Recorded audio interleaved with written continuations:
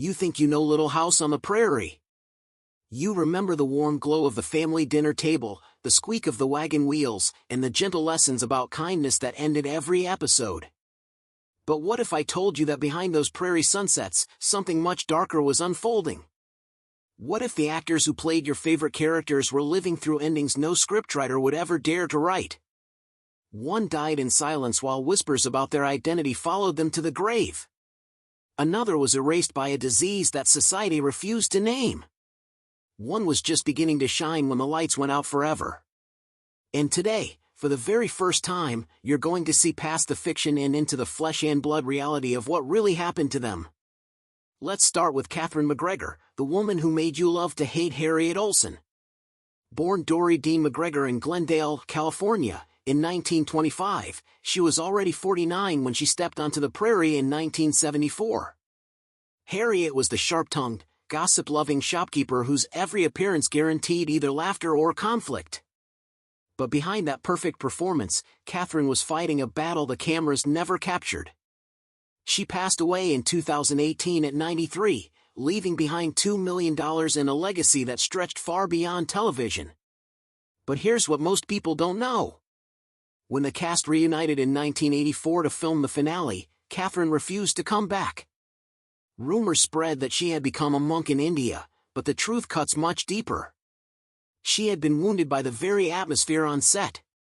Michael Landon, the show's creator and star, ran a boys' club where crude jokes and sexual remarks flew freely right before filming. For Katharine, a classically trained theater actress who needed emotional space to become Harriet, this wasn't just unprofessional. It was a violation of everything she believed about her craft.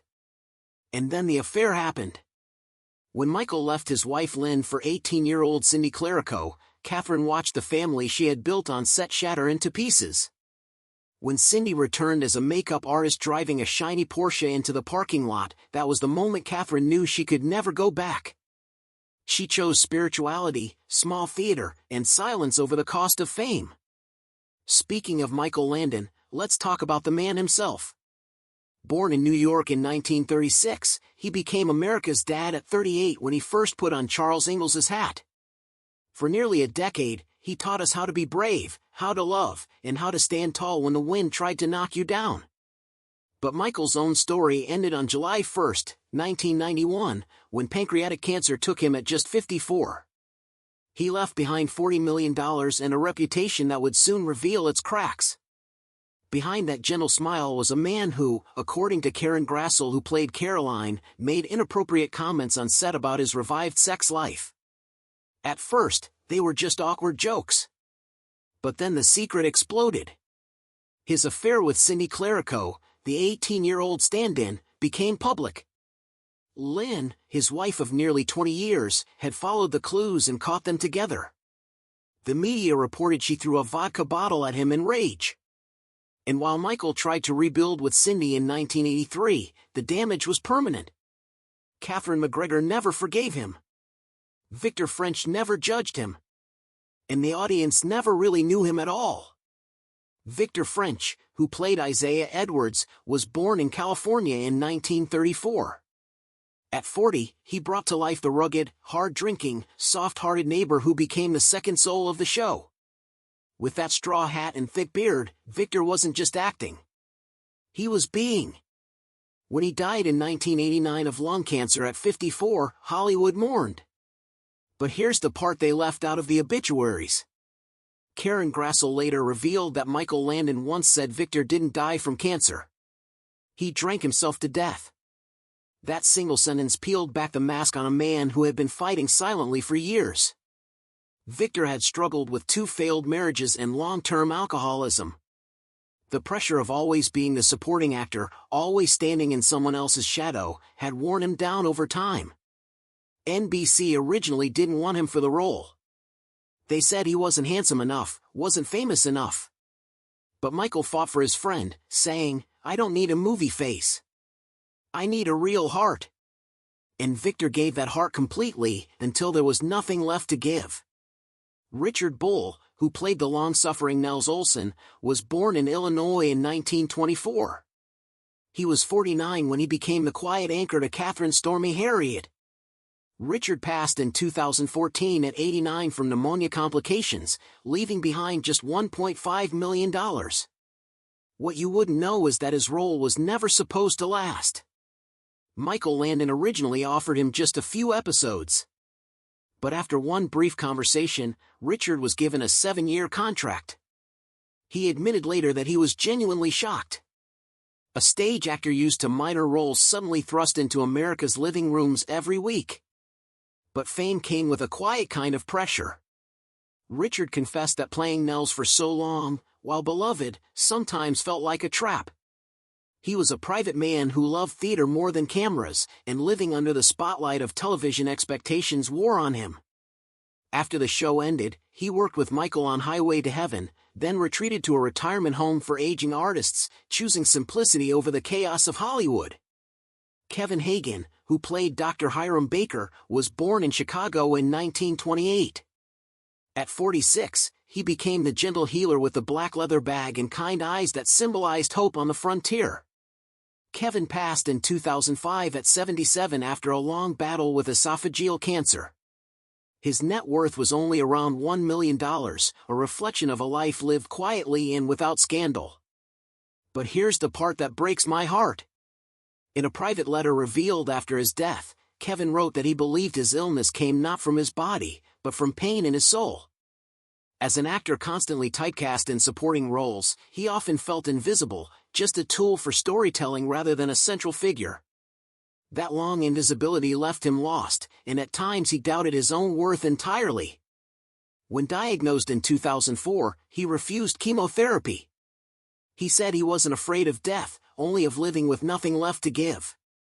While doctors called it giving up, maybe it was his final act of control in a life where he had always played by someone else's rules. Hersha Parody, who played Alice Garvey, was born Betty Sandhoff in Ohio in 1945.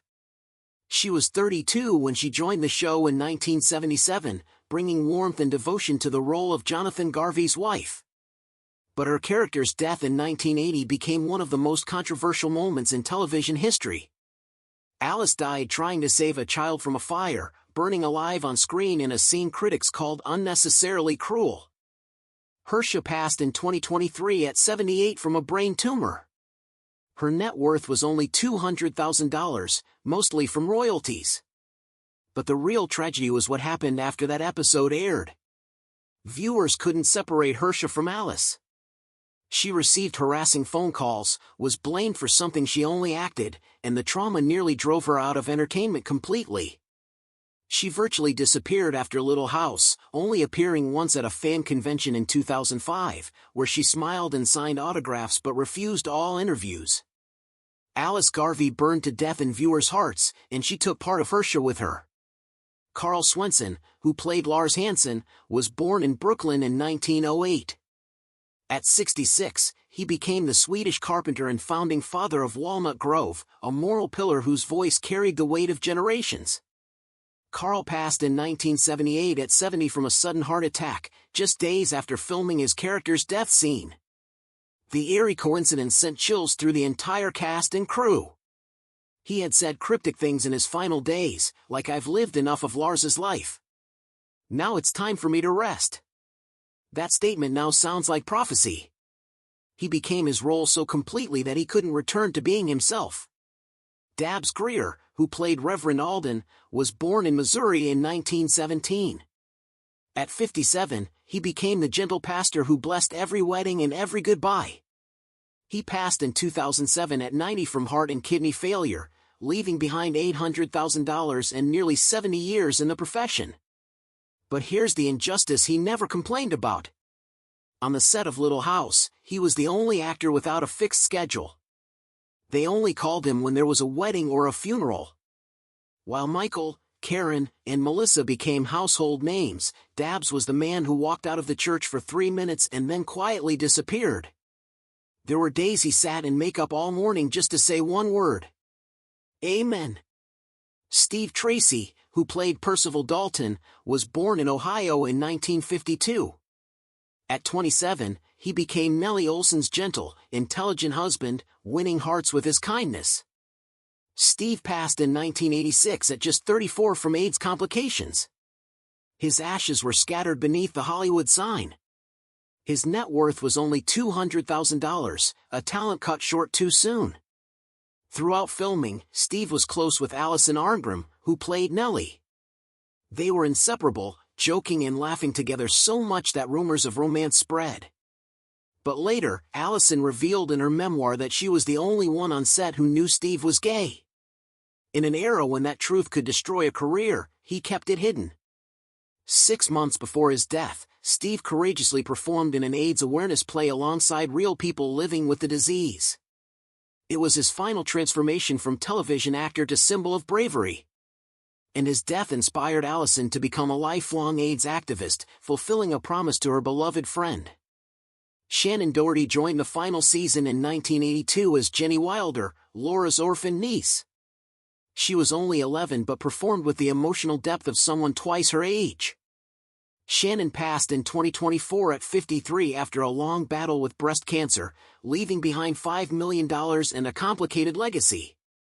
In the 90s, she was labeled Hollywood's bad girl, clashing with co-stars, arriving late, and getting fired from Beverly Hills 90210. But when cancer came, she transformed. She documented her chemotherapy, her hair loss, her brain surgery, all of it. When asked why me, she answered, "Why not me?" That was no longer a rebellious star. That was a woman turning tragedy into purpose. Ernest Borgnine, who played Jonathan Garvey, was born in Connecticut in 1917. He joined the show in his 60s, bringing quiet strength to the role of the kind-hearted neighbor. Ernest passed in 2012 at 95 from kidney failure, leaving behind $15 million and a 60-year career. But his personal life included a marriage that lasted just 32 days to singer Ethel Merman. Hollywood buzzed when they wed, and buzzed louder when it ended. Merman reportedly cut the entire chapter about him from her memoir. But Ernest didn't break. He threw himself into work, won an Oscar for Marty, and proved that an imperfect man could still leave a perfect legacy. And finally, Melissa Gilbert, who played Laura Ingalls. Born in 1964, she was just 10 when she became America's sweetheart. Today, at 61, she lives in a small Catskill Mountains home with her third husband, Timothy Busfield. Her net worth is only $500,000, a fraction of what you'd expect. Melissa has admitted that the greatest shock of her life wasn't on screen. Everyone expected her to be that perfect country girl forever. 2 failed marriages, alcoholism, and a secret spinal injury brought her to the brink. But she found her footing again, trading red carpets for chickens in her backyard. The prairie may have faded, but their memories remain. What touched you most after learning the truth about them?